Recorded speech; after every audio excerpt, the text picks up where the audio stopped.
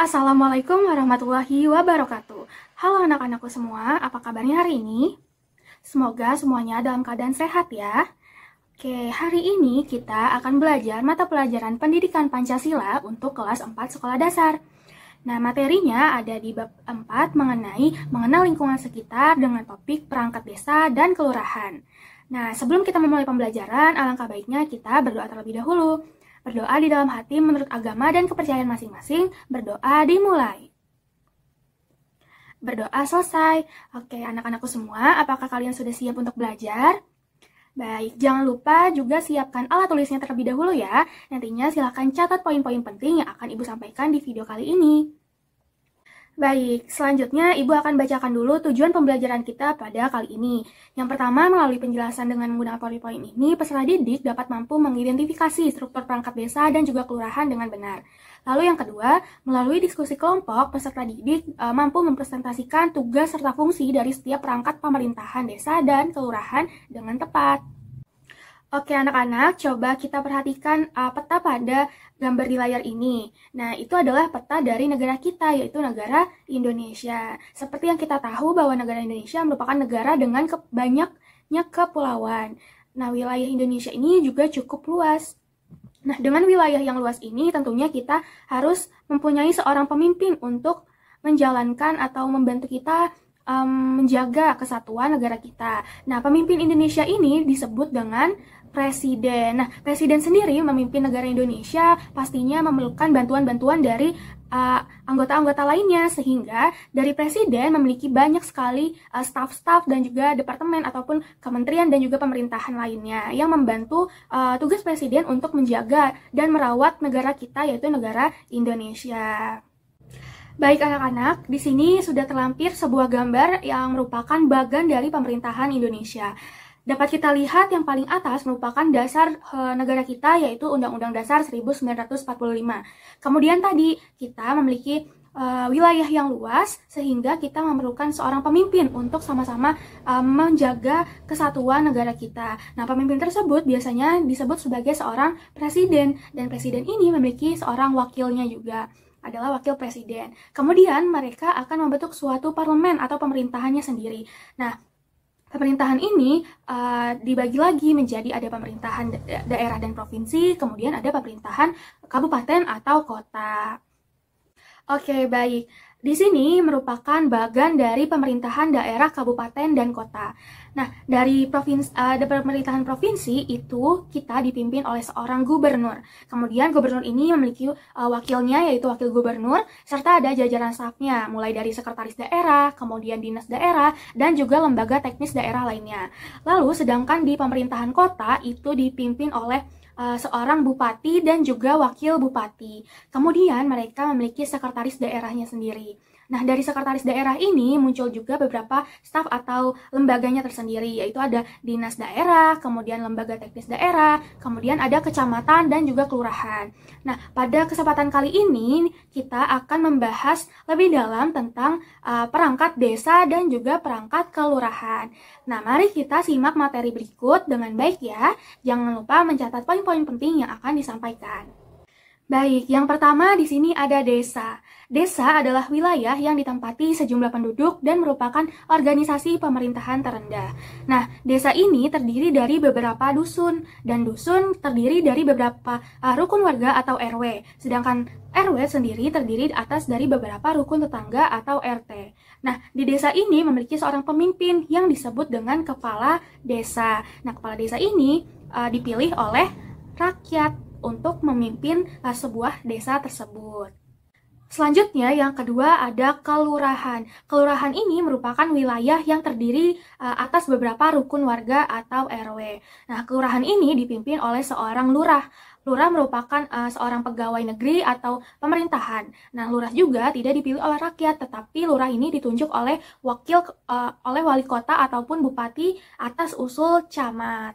Oke, baik anak-anak, di sini sudah muncul bagan pemerintahan desa. Nah, sebelumnya dari tadi kita sudah menyinggung soal pemerintahan. Sebenarnya pemerintahan itu apa sih? Pemerintahan merupakan suatu sistem untuk menjalankan wewenang dan kekuasaan dalam mengatur kehidupan rakyat di segala bidang kehidupan mereka, seperti sosial, ekonomi, dan juga politik. Nah, pemerintah harus bertindak semata-mata untuk kepentingan rakyat, karena tujuan dibentuknya suatu kepemerintahan adalah agar rakyat dapat hidup dengan sejahtera. Kemudian, lembaga pemerintahan desa ini merupakan lembaga yang menjalankan pemerintahan desa. Nah, pemerintahan desa terdiri atas pemerintahan desa dan bermitra dengan Badan Permusyawaratan Desa atau BPD. Nah, pemerintahan desa ini dapat kita lihat dari bagian-bagian berikut ini. Oke, baik. Dapat kita lihat pada struktur bagian pemerintahan desa ini, wilayah desa ini dipimpin oleh seorang kepala desa.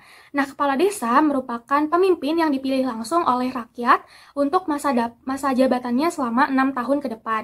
Nah, pemilihannya dipilih melalui pemilihan kepala desa atau disingkat sebagai Pilkades. Nah, kepala desa dapat dipilih 1 kali lagi untuk masa jabatan berikutnya.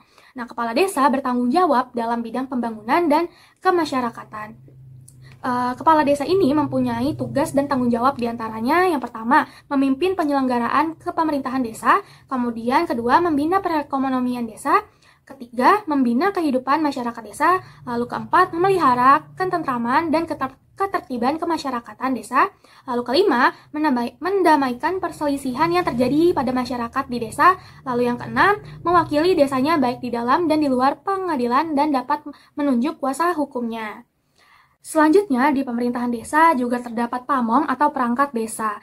Nah, perangkat desa merupakan seorang yang membantu kepala desa di dalam sistem pemerintahan desa tersebut dan dapat terdiri atas unsur staf, unsur pelaksana, dan juga unsur wilayah. Yang pertama ada unsur staf, yaitu unsur pelayanan seperti sekretariat dan tata usaha. Kemudian yang kedua ada unsur pelaksana, yaitu unsur pelaksana teknis lapangan seperti urusan pamong, tani, desa, dan urusan keamanan. Lalu yang ketiga ada unsur wilayah, yaitu unsur untuk membantu kepala desa di wilayah bagian desa, seperti kepala dusun yang jumlahnya dan juga sebutannya sesuai dengan kebutuhan dan kondisi sosial budaya masyarakat setempat. Oke, baik. Perangkat desa ini bertugas untuk membantu kepala desa dalam melaksanakan tugas dan wewenangnya, yang dibantu oleh beberapa staf seperti kepala urusan atau KUR. Nah, tadi ada pelaksanaan teknis lapangan dan juga unsur kewilayahan pamong desa atau perangkat desa ini terdiri dari atas yang pertama yaitu sekretaris desa atau sekdes. Nah, sekretaris desa ini merupakan unsur atau staf yang membantu kepala desa. Sekretaris desa bertugas di bidang administrasi yang memberikan pelayanan teknis administrasi kepada seluruh perangkat desa dan pelayanan umum. Nah, sekretaris desa ini diangkat oleh sekretaris daerah, kabupaten, atau kota atas nama bupati atau wali kota. Lalu yang kedua ada kepala urusan atau KUR. Nah, penetapan kepala urusan ini sesuai dengan kebutuhan. Misalnya ada kepala urusan pemerintahan, kepala urusan pembangunan, kepala urusan keuangan, kepala urusan kemasyarakatan, dan kepala urusan umum. Nah, tiap-tiap kepala urusan ini bertugas sesuai dengan bidang masing-masing. Tugas utama kepala urusan adalah membantu sekretaris desa. Lalu yang ketiga juga ada kepala dusun atau kebayan. Kepala dusun adalah pelaksanaan tugas kepala desa di wilayah dusun. Nah, kepala dusun ini melaksanakan tugas pemerintahan di bidang pembangunan dan kemasyarakatan di wilayah kerjanya. Nah, tadi juga sudah disebutkan bahwa pemerintahan desa ini bekerja sama dengan BPD atau Badan Permusyawaratan Desa. Nah, apa sih itu?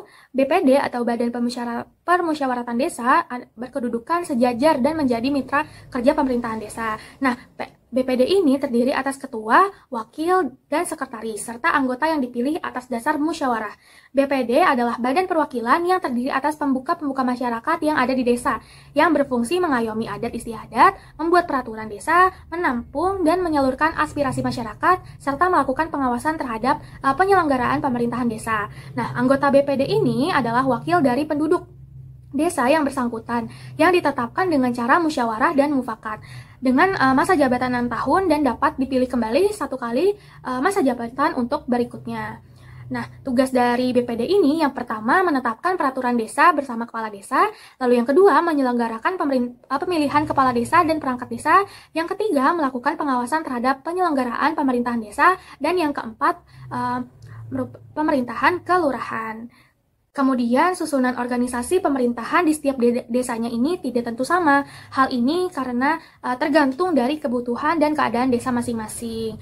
Kalau dilihat dari bagian tersebut, struktur desa ini terdiri atas kepala desa, kemudian Badan Permusyawaratan Desa atau BPD, kemudian ada sekretaris desa atau sekdes, kemudian ada kepala urusan pemerintahan, kepala urusan pembangunan, kepala urusan kesejahteraan rakyat, kepala urusan keuangan, dan juga kepala urusan umum.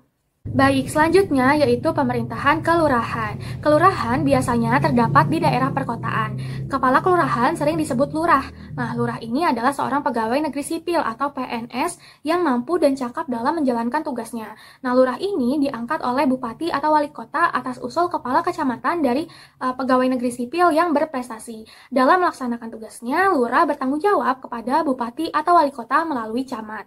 Adapun tugas-tugas pokok dari lurah ini diantaranya yang pertama, menyusun dan menetapkan kebijakan kepemberdayaan masyarakat, lalu yang kedua, menyelenggarakan kegiatan pelayanan masyarakat yang menjadi kewenangannya, lalu yang ketiga, melaksanakan program pemberdayaan masyarakat, lalu keempat, memelihara terciptanya ketenteraman dan ketertiban masyarakat. Kelima, memelihara prasarana dan fasilitas pelayanan umum di masyarakat. Lalu yang keenam adalah melaksanakan kegiatan pemerintahan kelurahan. Baik, di pemerintahan kelurahan ini juga terdapat seksi-seksi atau staf-staf di tingkatnya, yaitu yang pertama ada seksi pemerintahan, seksi ketentraman dan ketertiban masyarakat, seksi pemberdayaan masyarakat, seksi persyaratan umum, dan seksi pelayanan umum. Selanjutnya, mengenai lembaga kemasyarakatan. Di desa dapat dibentuk lembaga kemasyarakatan, yaitu lembaga yang dibentuk oleh masyarakat sesuai dengan kebutuhan dan merupakan mitra pemerintahan daerah dalam memberdayakan masyarakat.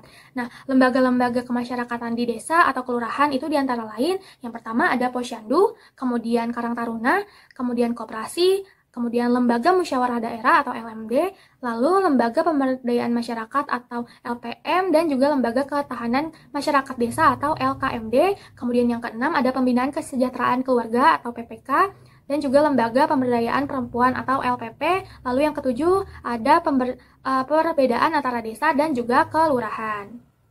Baik, adapun perbedaan antara desa dan kelurahan adalah yang pertama, desa dipimpin oleh kepala desa yang dipilih oleh rakyat, sedangkan kelurahan dipimpin oleh seorang lurah dan diangkat oleh bupati atau wali kota.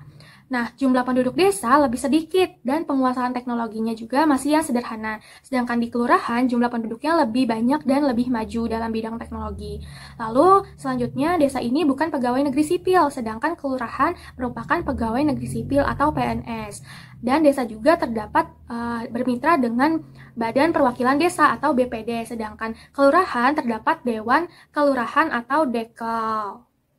Baik anak-anak, cukup sekian materi kita pada hari ini. Terima kasih sudah menyimak dari awal sampai akhir. Semoga apa yang disampaikan dapat bermanfaat dan dapat dipahami dengan baik. Sekali lagi Ibu mau mengucapkan terima kasih dan juga mohon maaf bila ada salah kata dalam penyampaian materi kali ini. Baik, Ibu tutup pembelajaran kita pada hari ini. Terima kasih. Wassalamualaikum warahmatullahi wabarakatuh.